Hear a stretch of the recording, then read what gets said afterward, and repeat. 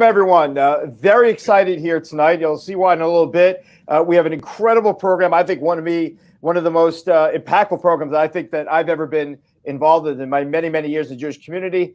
My name is Rabbi Steve Berg. I'm the CEO of H Global. I'm here with H New York, one of our incredible branches, to kind of lead this conversation. I want to encourage everyone to go to H.com's YouTube channel to really get on there. We have this content, other content. There are a lot of amazing things to see there. H, of course, is a global organization that really works to bring Jewish wisdom to people around the world, to millions and millions of different people. And today, our conversation is really exciting. So much has been in the news in terms of the Abraham Accords and Israel vis-a-vis their Arab neighbors, and really at a time of peace and moving forward. But you can't really have that conversation without understanding the tensions between Iran, the governments of Iran and the governments of Israel, and a lot of talk now with the new president in America and whether they're going to revisit, go back to the old Iranian Accords.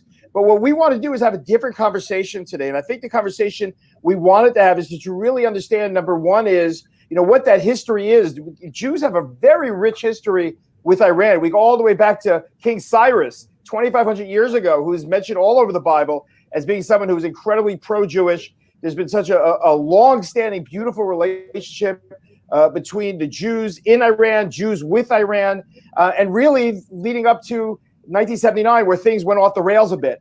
And I think we're going to want to understand tonight, to get some perspective, some wonderful people and panelists that we have here. And their perspective is going to be, number one, is governmental, but also people to people, right? People to people. Is there this animosity in the streets, or is it really being directed more as propaganda? And I am very excited to be leading this conversation. I'm speaking now, but I'm going to try and be more silent as time goes on. I would like to introduce this incredible group of experts that we have, and they are from all different parts of the world. So we'll start right away with, and I'll use their first names at the beginning. I'll introduce them and then move to because it's more of an informal conversation, to their first name. So Sachar Khazrai, right, based in DC, although I think you're currently in Greece. I have that here. Iranian American human rights activist, executive director of the Living Water Project Productions. Thank you so much for being here with us. And you are sitting next to Parham Pishwa, right? Pishwa, the Iranian pro-democracy activist living in Berlin and currently a member of the National Iranian Congress. We're going to want to hear more about that. You guys want to say a quick hello? Hi, everyone. Thanks for having us on. Hi. And even more incredible, what they were able to put together is someone from in Iran. They are not in Iran. They left Iran. But there is someone we are calling. We can't really put her image up. We can't really say her real name, but we're calling her Iran Banu. And at some point, Sachar will maybe sometimes have to translate. She's on a phone in there with them, and she'll be giving her perspective of someone who is currently living in Iran right now.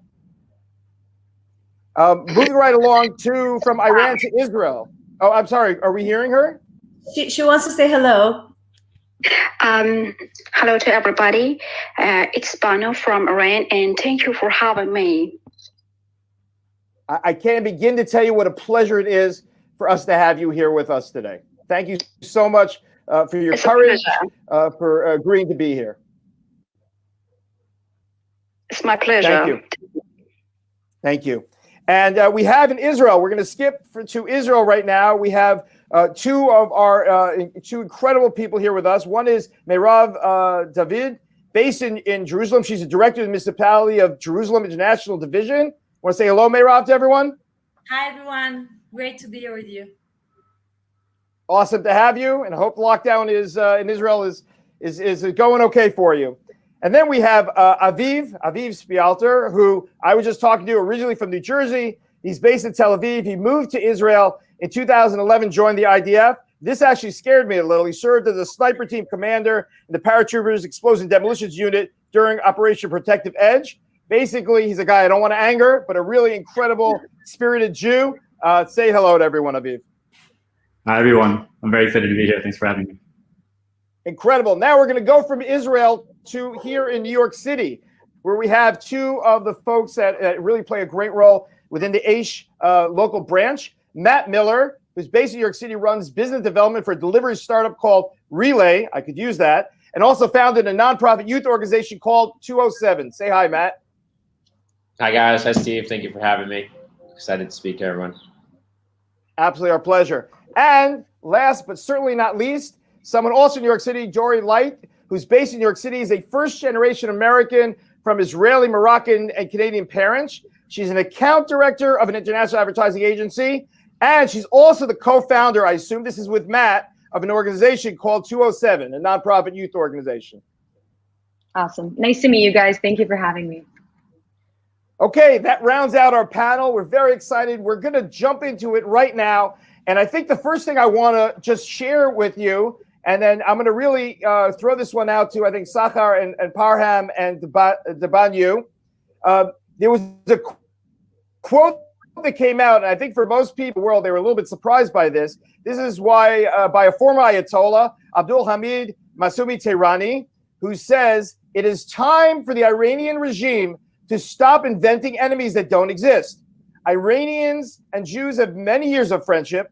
I haven't met Iranians who don't have a positive opinion of Israel." And I think for a lot of us, we did a double take when we saw that. So I want to get your opinion. Is that true? Well, I mean, this question has actually, I would say I would separate this question into two parts. For the regime is different than the Iranian people, and the leaders of the Iranian regime will never ever accept friendship with Israel. In fact, the Islamic Republic is the only government in the world that doesn't recognize the Holocaust and sees it as a myth. And the Constitution of the Islamic Republic gives power to the supreme leader. He is equal to God, and this regime was incepted by violence and continues to stay in power by enforcing fear and violence. So as far as the regime is concerned, that's not possible. But the Iranian people have a long friendship with the people of Israel. And I would say that the majority of the Iranian people only have a positive opinion of Israel and, the Jewish nation. And I believe that the new generation in Iran is tired of the ideology of hate and no longer want to have animosity. And I think they want to have a normal life and have peace with their neighbors. That's what I believe. Parham, do you find that as a member of the National Iranian Congress? What are your thoughts? No, I'm totally agree with Sarah. Actually, I don't trust any mullahs around the world, especially the former one. That's a big show and a big lie. Unfortunately, there's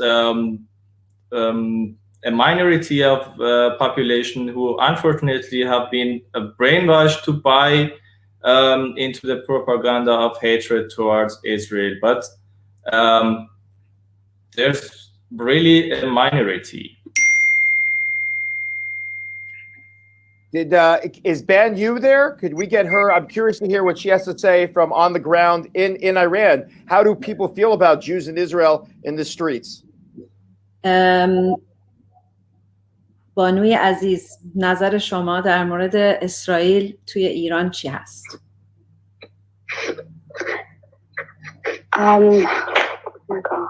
میتونی فارسی بگی، من ترجمه کنم برات عزیزم. We have no any problem with Israel, and so our problem is this regime, and as we know, these killers are thirsty for blood and will never be watered, and maybe sometime they want to do some agreement with Israel, and we know it's be just a game, and it's not true. They use the taqiyya for this. Thank you. Matt, can I ask you, just being a Jew in New York, how do you feel kind of hearing this? We're like, literally we're bombarded with headlines about Iran and, coming after Jews in Israel. When you're hearing this from the actual Iranians, they're saying that that's just not the case. Yeah, I mean, it's pretty amazing. It feels kind of similar, not exactly with respect to the people, but to what's going on in Gaza, right? I mean, if we don't really know exactly what the civilians of Gaza think about Israel or what their take is, just because there's a regime of Hamas there that's kind of controlling everything. So it feels like the dialogue is the same between the U.S. and Iran. So it's amazing to have Banu on. I think, like, from a cultural perspective, like, I'm very curious to know, and I'm sure youths from Israel and the U.S. are as well, what the everyday life is like. Like, is there restrictions because of COVID there? Are you able to walk out of your house and go to the grocery store? Like, what is and we can touch on that later, but I'm very curious to know what the everyday life is, because all we hear is, we hear the Iran nuclear deal. We hear the, Ayatollah saying he wants to blow up the U.S. We hear his Twitter saying that the Holocaust doesn't exist. So, there's our dialogue, and our relationship with Iran is purely through the media, purely through the hate that we see. And it's very interesting to hear from someone actually on the inside that it's not at all like that. Dory, what are your thoughts? Thinking everything we're hearing in the streets of New York versus what you're hearing here.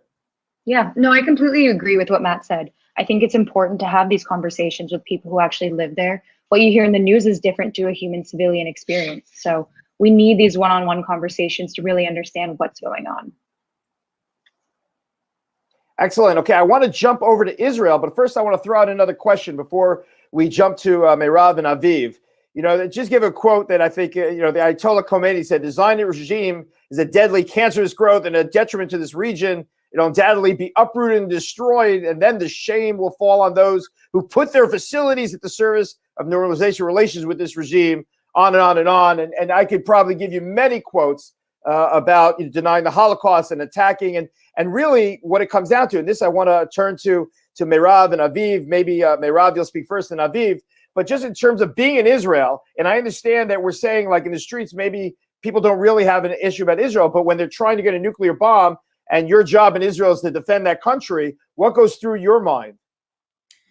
So, as you said in the beginning, I'm going to speak as people to people. I'm not working in politics, and I'm not in that level of like conversation. But I know, as Israeli that born and raised here, that this kind of threats that the regime there, like putting all the time again and again to deny Israel, deny the Jewish people, deny like our rights to live. Of course, for me, I feel like we need to be there and to go out loud and say that we're not going to give any chance to these kind of things to happen. The Jewish people like suffered enough, and we now, thanks God, we have the options to be there and to say, look, we have our army, we have our rights, we have our like power to be there and to stand for our people, which I think it's right, and every other country will do the same thing. And I think that's our right to live here with peace and without any like problem with others that want to deny our living here. As a Jewish people and as Israeli, and I think they're not speaking just about Israelis, they're speaking about Jewish people in general, which that's the problem. I think it's not just about Israel. And I think that I pray for all the Jewish people to come over Israel, and then they're going to bomb us in one shot, and that's it, and we're going to be over. And I think that dreams cannot become true, and today we can be defended with our army, with our like friendship with the American governments. And I think that's what we should do, definitely. Okay, great. And I want to turn to Aviv. Aviv, as someone that recently served in the IDF, as someone who basically trains to defend Israel. And Israel, the Prime Minister of Israel has consistently said that he feels Iran is the number one existential threat to Israel. What are your feelings, in this conversation?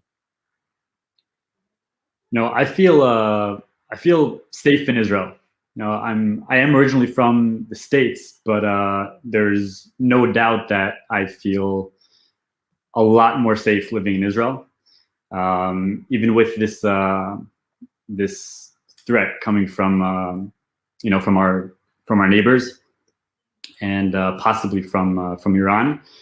Now, I think it connects to the previous question, where I am honestly not surprised to hear Sagar and Param and Banu say that there's a difference between what the government says in the propaganda and what the people down the streets feel and what they think.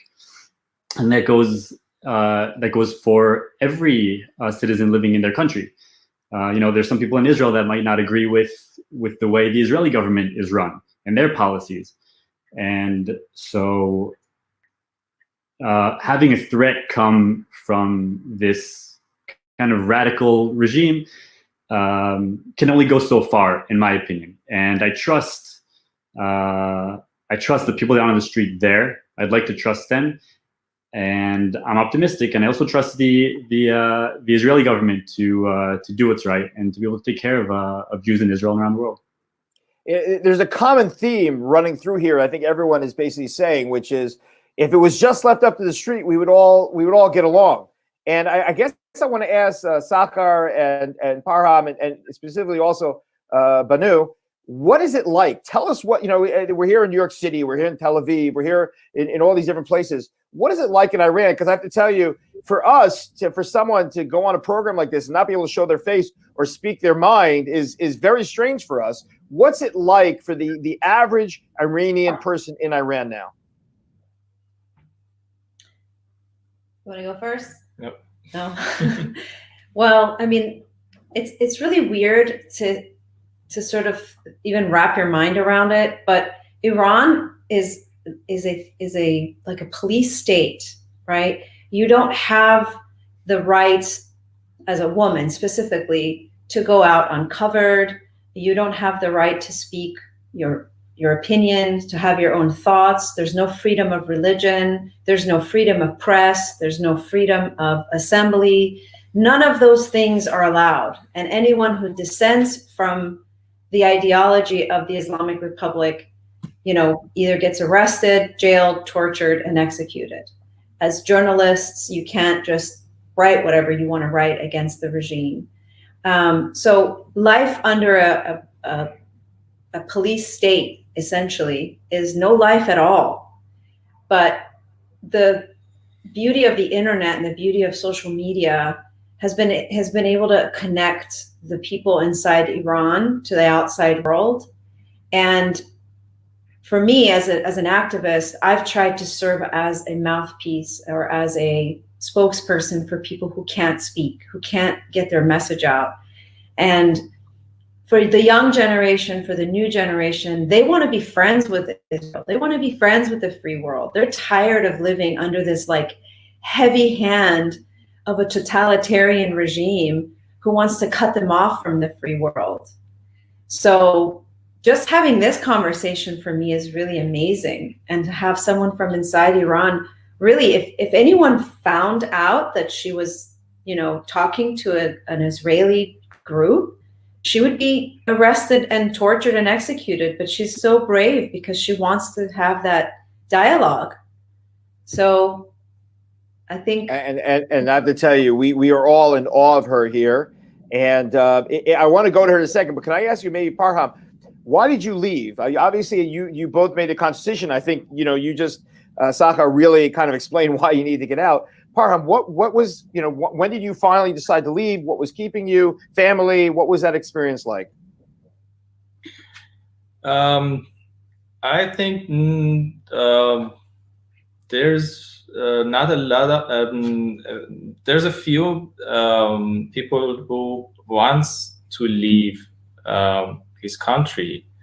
As a teenager in Iran, I felt really hopelessness because we were censored under Sharia law. We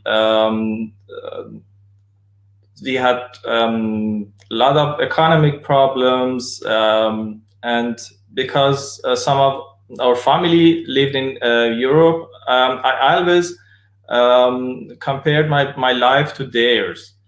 There was never hope to have a better life or future. And most Iranians wish to find a way to immigrate to wherever, because there's no life and no future in Iran.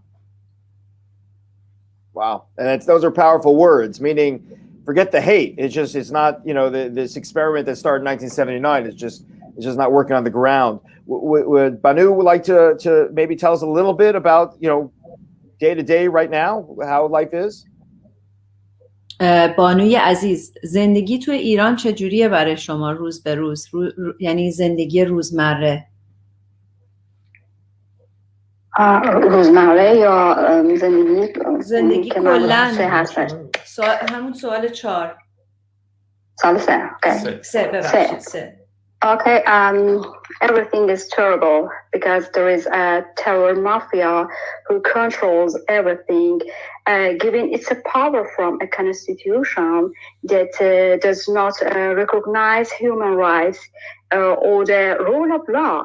The quality of life is so bad that one has to sell their body for a gallon of water only to commit suicide because of her shame, or sell organs just to survive. This is our life. Everything is black. Wow, that, I mean, I have to tell you that is just to think about that, and it seems almost like Israel's becoming the red herring because things are going so terribly. They can blame big bad Israel someplace else. We'll get to that in a minute. I want to ask Matt and Dory, and you can go whichever order you like, Matt and Dory. But you're here living in America, living free. There's a little bit of a move in the government to kind of like play nice with Iran and see if they could be, the government could be kind of, brought back to being held to their word. What's your thoughts in hearing all this? What's going on there versus what you're seeing in America and this kind of totalitarian regime?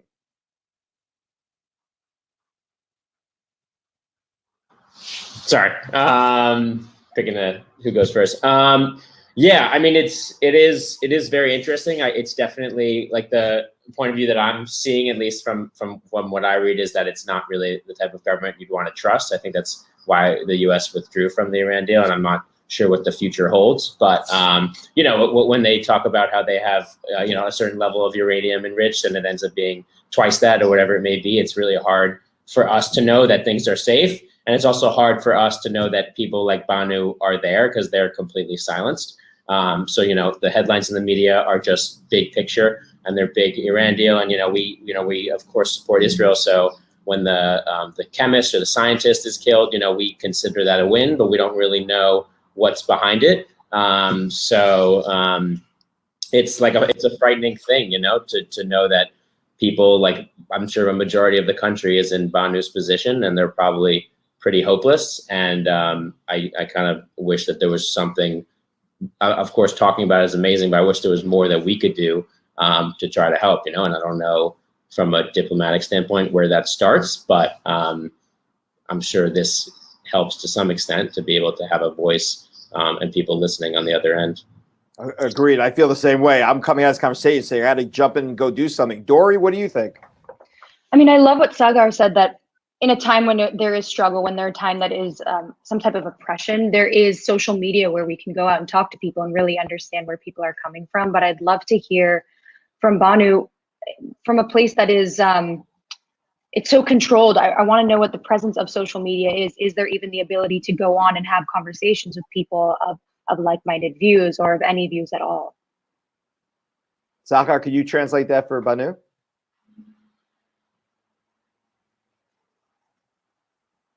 I think they're on mute.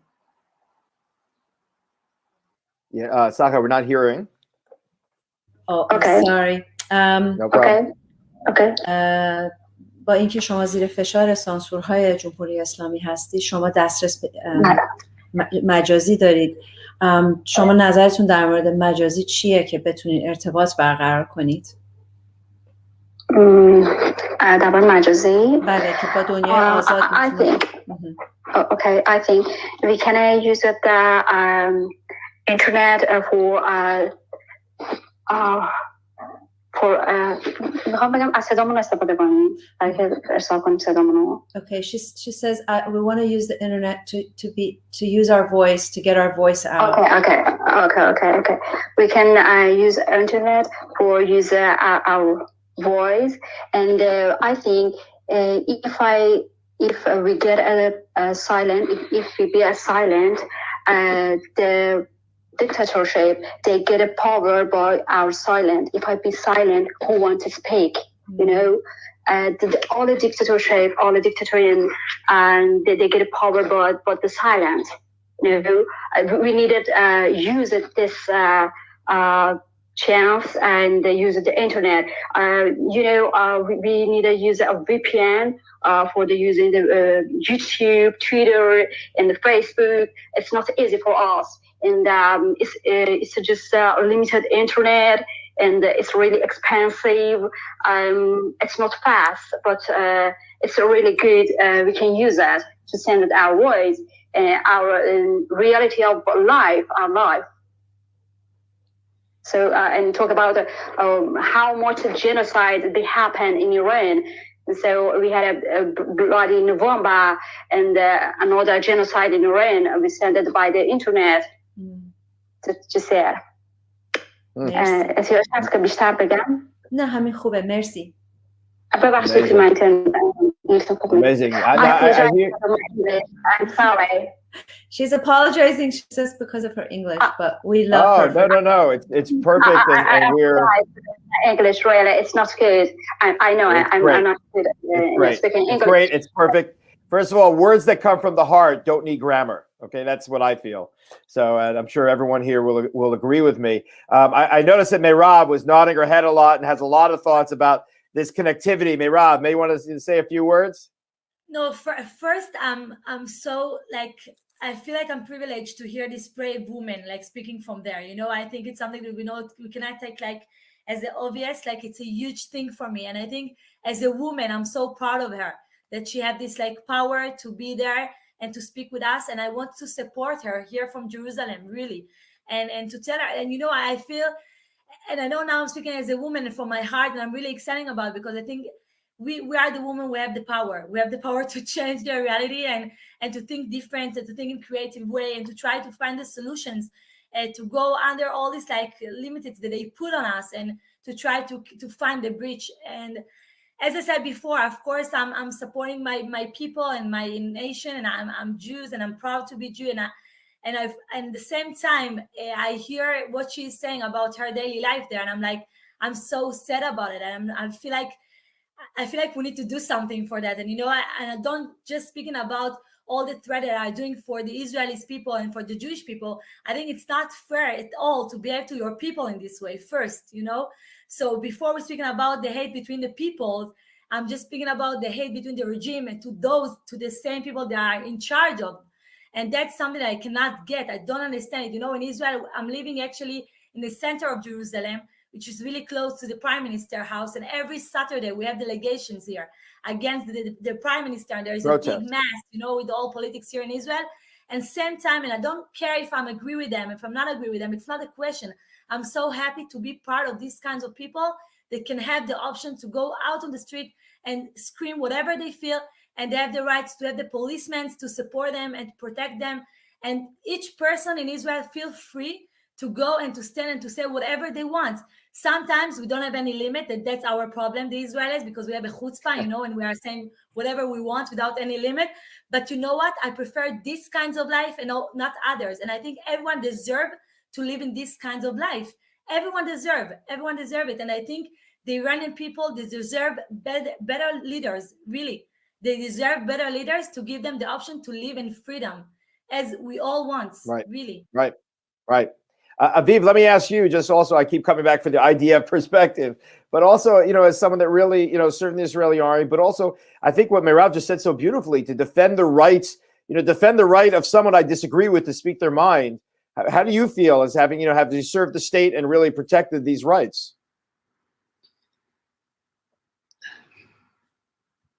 I think it comes down to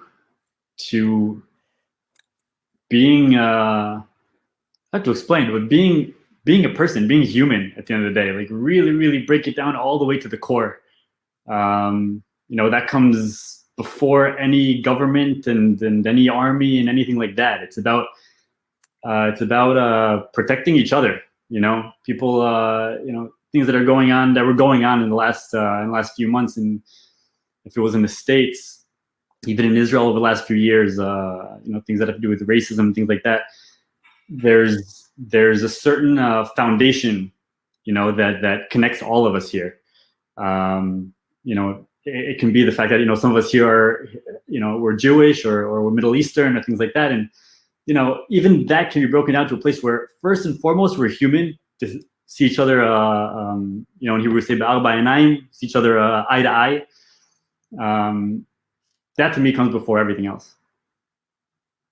Beautiful. I want to shift the topic a little. I want to talk about the Abraham Accords, and I'll just put it in a little bit of perspective and then open it up to really explore that. I think for students of world history and certain Middle Eastern history, there was a realization that 1989, 1980, that period, everything shifted in terms of the Iranian Revolution. But it wasn't just that. Saudi Arabia shifted to more Sharia law, and so many other, Pakistan. There's so many other countries that started this shift. And frankly, what we've been seeing in the last couple of years is it hadn't really worked, and now it's starting to open up. And there were years of unrest and all kinds of other issues and overthrowing different regimes. And I admittedly was at the White House for the Abraham Accords. I do a lot of work with the Israeli embassy in Israel, and this sudden shift, of the Abraham Accords. Also, the UAE woke up, and I'll just tell you that the UAE and Israel has been doing business under the table for years, billions of dollars of trade. And now they're putting it on top of the table. That's really what happened in the peace accords. And, you're listening to folks from like Saudi Arabia, and I have a lot of contacts in Saudi Arabia. And Saudi Arabia also, in terms of letting women drive, they're realizing that they may have taken everything way too far, and they need to kind of pull it back. And that's having a lot of countries. Iran, it sounds like, is behind the curve and needs to get there. But just what are you seeing? And I want to start here with Sakhar and Parham, and what are you seeing in terms of the global Middle East? I mean, Iran is obviously, one of the bullies in the neighborhood. I'm talking about the regime, not the people. But all these other countries are now opening up to Israel. They're opening up to the Jews. And so where do you see the future going? Let me put it bluntly, okay? Do you see Iran being able to join the Abraham Accords one day? Do you see that? Could you envision that? Well, let me just say that the regime of the Islamic Republic would never, ever buy into that. Never. However, the people of Iran would absolutely go for it. In fact, there are former Trump administration officials, Victoria Coates and Lynn Khodorkovsky, who are leading the charge to continue the momentum of the Abrahamic Accords with the Cyrus Accords, which I am proudly, supporting, because I think in order for any diplomacy, any friendship to happen between our two nations, it has to be a people-to-people diplomacy effort. And, frankly, I think President Trump became the hero of the Iranian people, one, for eliminating Qasem Soleimani, but also Iran, the Islamic Republic, is the linchpin of preventing any peace between the Arab world and Israel. And I think that the U.S. could serve as a really wonderful, conduit between that friendship. So I'm nervous about the Biden administration's policies towards Iran. I'm nervous that they're going to empower the regime just like the Obama administration did. But if we can bridge that gap, we can continue that momentum and call it the Cyrus Accords. Keep that momentum going. It's a beautiful name. And if I could sum it up, you're basically saying unless this regime change, there's no way to have peace. You're saying that those in power right now just can't get there. Absolutely not. There's no way that this regime would allow something like that to happen. And I would say that, and I think my colleagues would agree, the Iranian people want regime change. They've shown the world over the course of the last, I would say 15 years, that they do not see this regime as their true representatives. This regime is illegitimate. It is a regime that not only threatens their own people, but the peace and stability of the entire region. Who in their right mind would support a terrorist regime who threatens to wipe a country off the face of the earth? That's fascinating, because I think our conversation, we had talked about the governmental and the people, but basically what I'm hearing is America needs to support the people of Iran, not be supporting the government of Iran. I'm just curious, Matt Absolutely. and Dory, being here in America. Matt, what do you think? And then Dory. I mean, I personally would love any opportunity to support the Iranian community. I understand not believing in your political system. I understand being, I don't necessarily understand it personally, but not agreeing with the politics that you live in is something that a lot of people in the world are feeling. Are there organizations, communities, I know you guys are personally involved, that we can get involved in, that we can help support, that we can drive this awareness and continue to have people like Banu come into the conversation and shed light on the situation. Matt? I'm sorry. I was gonna let Matt, and then we're gonna. I'm sorry. Sorry. You go. I'll go quick. Okay. Yeah, I would agree with what Dory said there for sure. I'd be curious. I mean, the history of Iran is a series of coups, right? From Mossadegh to the Shah to Ayatollah to Khomeini. So I'm curious. It's been a long time since something like that has happened, and I'm wondering, is it so severe that that's impossible? I'd be curious to hear from you guys and from Banu. Is there no window for that at all? Where does a foreign government come involved? Obviously, the U.S. typically gets involved too early or too late, or just when we're not should, and it could cause damage to the innocent people involved. But where people to people, as much as we want to help, it might be useless, right? It'll help people know that they have a voice, and people across the world that are listening. But to actually make a change, where do we come in, and how does that happen within Iran, if it's even possible? Great question, Sachar, Parham. Yeah, and the regime change is absolutely the only way to have a free Iran and to lose a problem. In my personal opinion, and so many others who are tired of life under this regime, but are maybe not brave enough to say this, the only way regime change is possible is a direct strategic military strike operation to eliminate all military, nuclear, and missile sites. This will weaken the regime and take the power away from those who have the ability to suppress the people. It's only that then that the people of Iran can reclaim the power to change the government. Okay, that's fascinating to hear, because that has very much been the Israeli position, that we potentially need to go in and strike.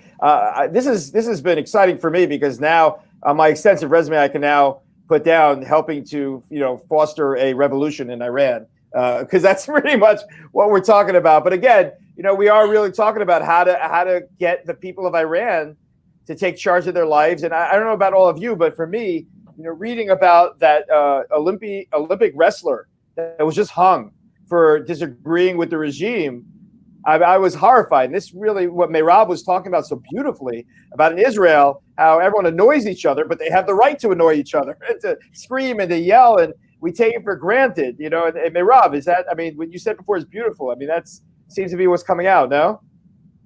Yeah.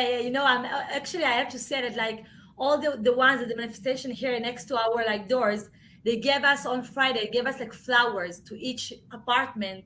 They gave flower, and they said, sorry for making so much noise every Saturday night. So we hate each other, but sometimes we love each other, It's hate and love feelings. And also at the end of the day, because we are Jewish, we feel like brother and sister, we feel like a big, huge family. So yeah, it's true. And I just want to say one more thing about the Avram courts that you just spoke before. I'm working for the Jerusalem municipality, and I'm in charge of the division of the all international exchange programs and all the collaboration that we are doing with the world, Jewish with the Jerusalem and the other cities in the world. And I have to be honest, I think we jump over doing collaboration with Abu Dhabi and Dubai, and we were so exciting, to have a kind of culture exchange. And now we are working over culture exchange between Jerusalem and artists from Abu Dhabi, in a Moroccan girl, actually Moroccan woman. She's doing arts there, and we are taking the Moroccan women from Jerusalem. We are trying to do a huge festival soon here in Jerusalem. So I think, I think we are, and I'm saying it honestly from deep of my heart, and I know that it's true, we are just looking for having collaborations and having cooperations with the Arabs around us. I know that. And because I think they were in shock there in Abu Dhabi, how many calls and emails they got from any municipality over Israel. Every city tried to have, I have the first program, I'm doing the first thing with the UAE, everyone running for that. And I think it will be the same with Morocco and Tehran. Now we are doing that. It will be, I wish one day we'll do it also with Iran. You know, we had a TV show, Tehran. It was running here in Israel, and I fall in love with the Farsi language, and I'm now wants to learn it. You know, I do believe that we are really open and we really want it. And we have such a, we have so much things in common, you know, we have so many things in common, culture, music, values, a lot of things between the Jewish people, the Muslims, and the Farsim. We have so much things that we can share and do together, more than we even think. But really, I do believe on it, and I see that in my work, that we are doing great programs and great collaborations, and the sky is not even the limit. Sky is definitely the limit. I want to just, I want Banu to know very clearly that I don't know what everyone else in the world, but clearly everyone here is behind you, big time. We are behind you. We love you. Our heart's there with you. What are your thoughts, Banu, of just hearing all the, people in New York, people in Israel, people in Germany, we all just want to help you. Number one is emotionally, how does that make you feel? And number two is, what can you do? This is, Revolution Banu. May I translate? Absolutely. میگه ما همه پشتت هستیم و حمایتت میکنیم و اینکه نظرت چیه که این همه ما از نیویورک، از تمام جاهای مختلف پشتت هستیم، چه احساسی داری، چه حسی داری الان در مورد این صحبتایی که ما داریم میکنیم؟ It's really amazing for me, and thank you for supporting us. And I think the time is stop to supporting the regime in Iran.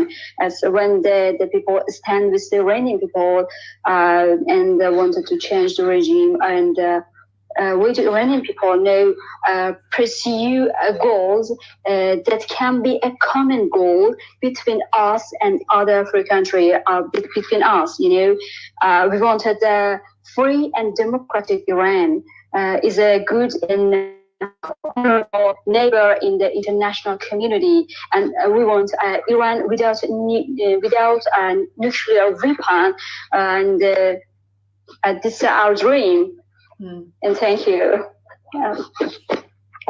اگر احتیاج هست ترجمه کنم.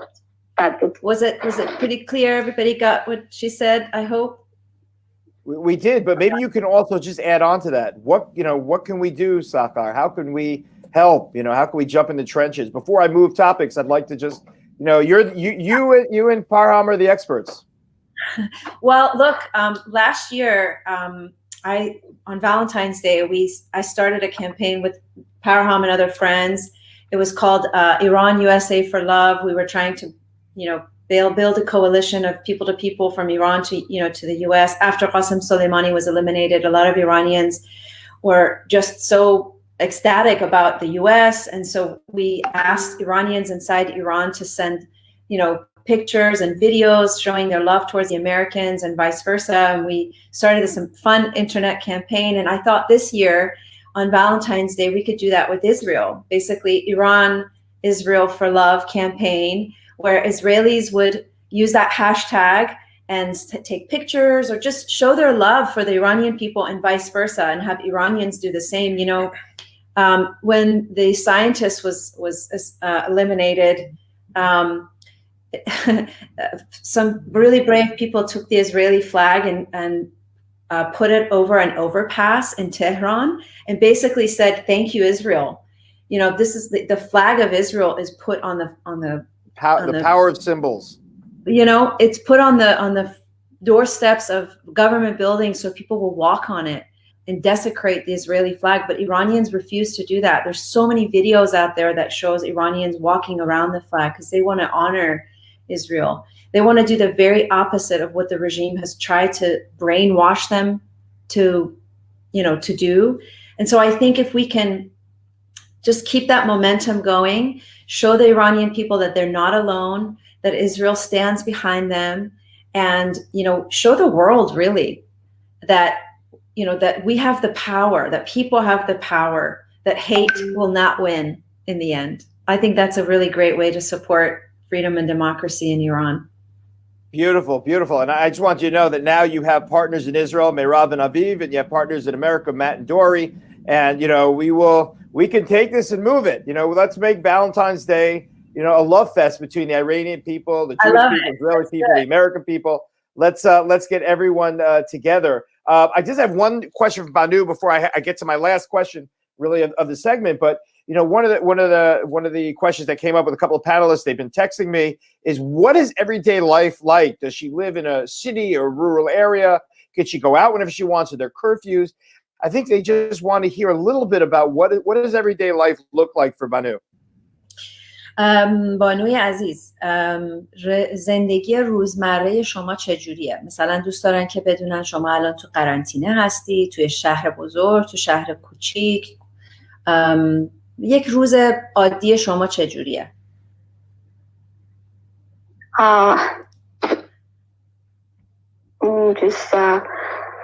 یعنی که بگم میریم بیرون مجبوریم حجاب کنیم اینها. آره، مثلا زندگی تو ایران چجوریه؟ فقط مثلا یه روز زندگی تو تعریف.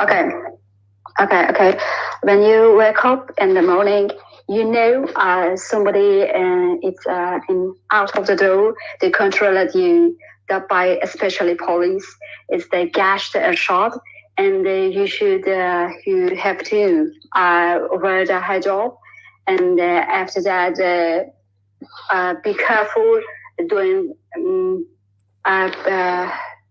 don't they something wrong or say something wrong, just wearing the hijab and so go everywhere you want. So it's a kind of sort of like a big brother. And every time you're worried, and so maybe you are arrested. One of my stories, one of day I wear the clothes that they arrested me by my clothes, and they say it's not Islamic clothes, but I didn't have any makeup and I fool all of my body. But they arrested me and they punished me for that, and just that. It was just a normal day in Iran.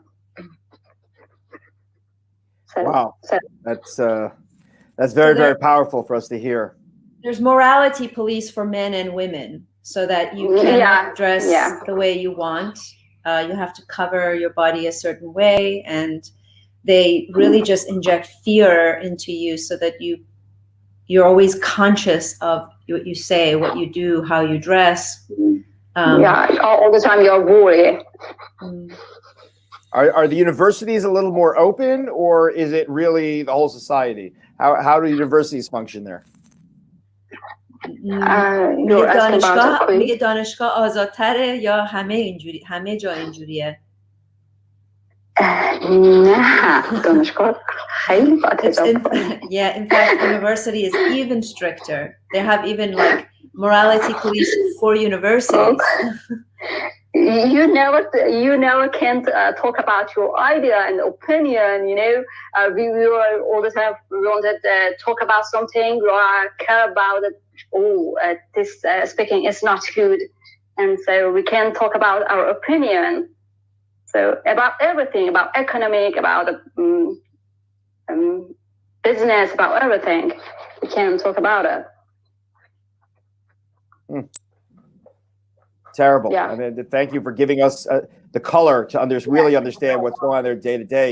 I just want to shift the conversation. We're a little bit running out of time here. We've talked about the people, we've talked about the governments. I want to talk about religion for a second, just Jews and Muslims, because that's really what's coming out so beautifully from the Abraham Accords. And whoever came up with that marketing concept, Dora, you're in marketing. I think that's incredible. The Abraham Accords just showing that we all go back to Abraham and we're cousins. And so just any thoughts in terms of, Muslims and Jews kind of getting along? That's it's another layer besides the people, besides the government. Maybe Meirav, do you want to say a couple words on that, and we'll go around a little bit? Actually, my roots, my grandparents are from Yemen, both sides. So Yemenites, they're my grandparents speaking about their neighbors, the Muslims, like the best friends. And of course, I guess they don't remember everything, and they just remember the good things from that time. But still, I know that it's possible. And even in Israel, we have almost 20% of Muslims living in Israel, right? in the population of the Israelis, and we can live next to each other, you know. And I think, as I said before, we have a lot of things in common, which we're talking about, respecting like family, the values of family, and the values of a woman, to give her like the support and the beautiful side. I'm not speaking about what we are seeing right now in the news and the media and all what you just said about the women. It's not how they're supposed to treat a woman, not at all. Like, I think the Muslims and the Judaism speaking about the opposite side, you know, and the other side, how you're supposed to treat a woman and how you're supposed to behave to her. And I think we have a lot of values in common, and about music and arts and you know, and journalists, how you said it in English, journalists, all the journalists, I guess you said it in this way, but like, we have a lot of things that we are doing with, that we have in common, and we can share, of course. And as my grandparents said all the time, they were the best friends, and they have so many stories from Yemen, and I know all the stories. And my grandmother, she got 100 now, she's 100 years old, and she have a lot of stories, and she's still telling these stories to us. And I think it's important to remember it.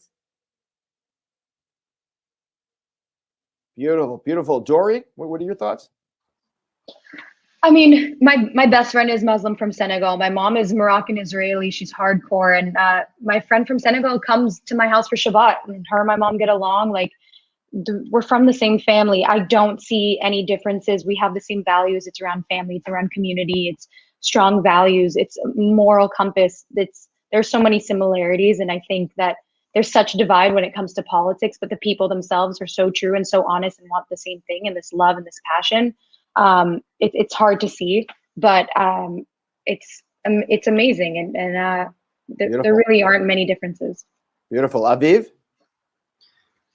Yeah, personally, I also have, from my mother's side, I have a Yemenite side, I have a Libyan side, and you know, if we're speaking on Iran specifically, you know, Jews have lived there for almost 3,000 years. And to my understanding, there's still some 9,000 Jews living in Tehran, living in Iran. You know, I think it's pretty clear proof that if there is a certain type of capability that has to do with the government or the people, it's possible. It's possible, and even in an extreme situation like Iran, definitely in Israel, you know, from even before Israel's coming out as a state, since even before Israel's independence, there were Jews living in Israel and Arabs and Muslims living alongside one another. I see absolutely no reason why that shouldn't happen in the future. Absolutely. Matt?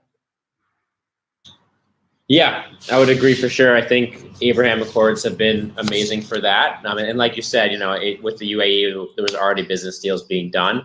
I'm very curious to see the other ones come to fruition and be more than just, you know, ink on paper. But I would agree as well. I mean, I think because of what we hear, because, you know, there's a lot of anti-Semitism around the world, I am sometimes hesitant, or maybe I'll tuck my chain into my shirt, depending on where I go, even if it's like a deli in Brooklyn or something that might be, you know, a Muslim-owned business. But I think that when the conversation starts and you're more open, then I think, like everyone's been saying, it's a lot of love between the two parties, no matter where you're from. But I think, you know, having it on a world stage really helps, showing that two totally different, or at least what seems to be different ideologies are mixing together and doing business together and having normalized relations. So hopefully the future, you know, lends to more of that. Obviously, hearing from people like Banu makes it clear that there is not much of a difference between the people. It's just, you know, they're being overshadowed by the ruling power. But yeah, I really hope that this continues in this direction. For sure. And Sachar, and Parham, and Banu, just in terms of Jewish-Muslim relations, as we're heading towards a wrap-up soon? بانوی عزیز، نظرت در مورد چیزی که مشترک داریم با مسلمونا و یهودیا چی هست برای شما؟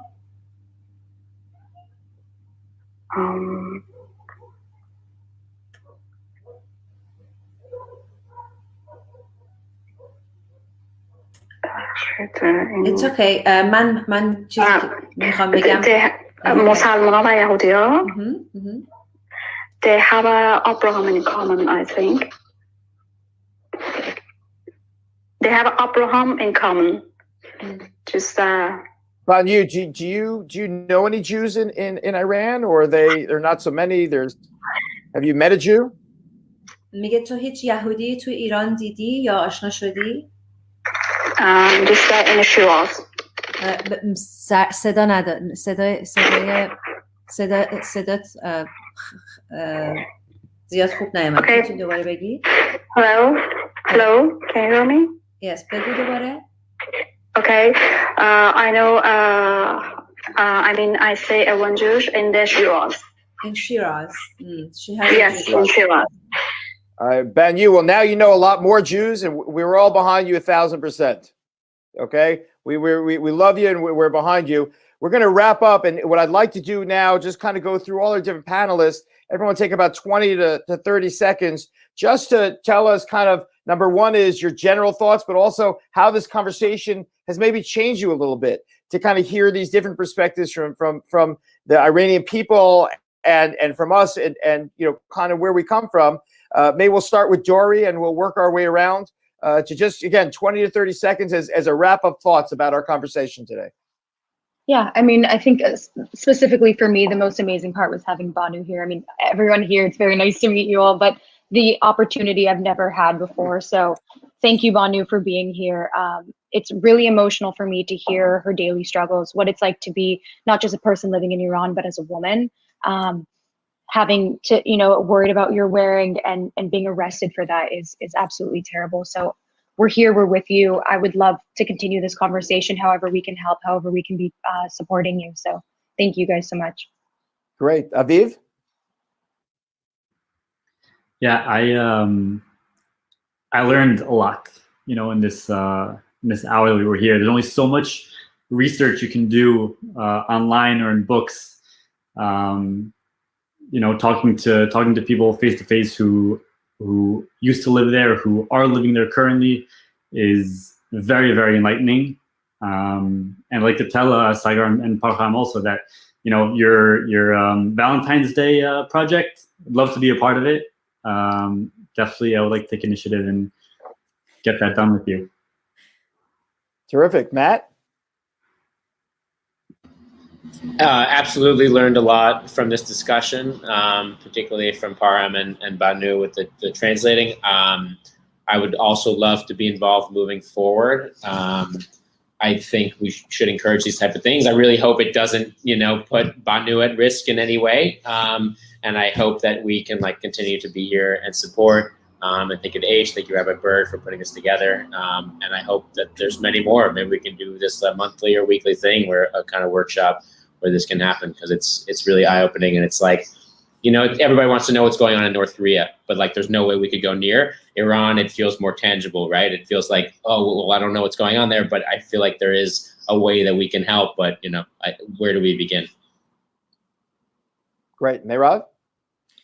Okay, so I think first I will pray more the regime there in Iran will be changed soon, and then hopefully they will have better life, and we will have the new, you know, peace agreement with them, and then we can have collaborations and nice programs together. But in the meantime, I think our responsibility to do better and to do good in this life, and whatever I can do personally, they do whatever I will do it, and I will support the Iranian people, and of course I will be happy to do any small thing and big thing that we can do together to show our support from Jerusalem and from the Jewish people in general, of course. Okay, and thank you so much. And now we're going to go to, of course, Sachar and Parham, and of course Banu, who is literally, she's got now a worldwide fan club. So please, your final thoughts. Well, I would love for every participant in this panel to be the pillars of the beginning of our Cyrus Accords movements, right? I mean, if it's supposed to be people to people, let's start today. Let's start that friendship today and continue.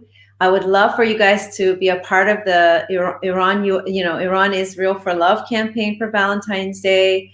And, you know, for us Iranians, and I know for you, food is one of the most important, sitting around the table. I pray that one day we all could sit together and break bread together. Amen.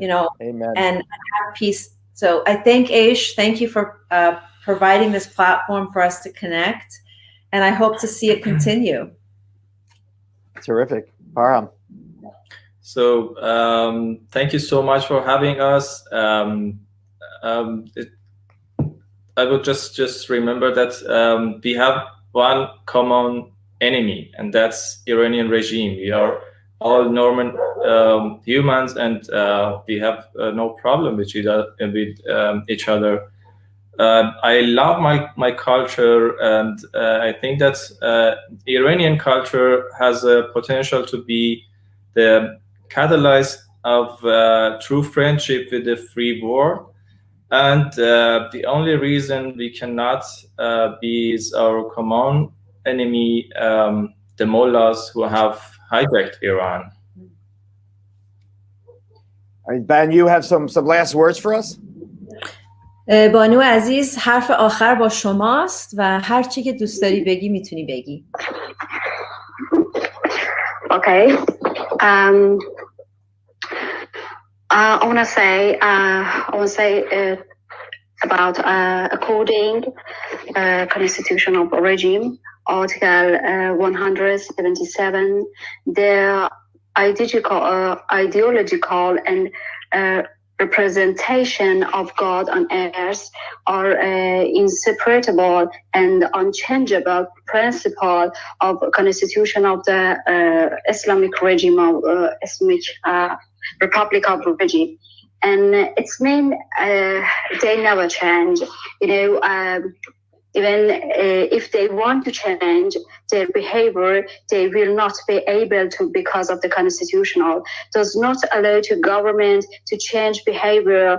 Although no dictatorial regime has historically refused to change behavior until the day of fail, and the Islamic Republic in Iran is not an exception.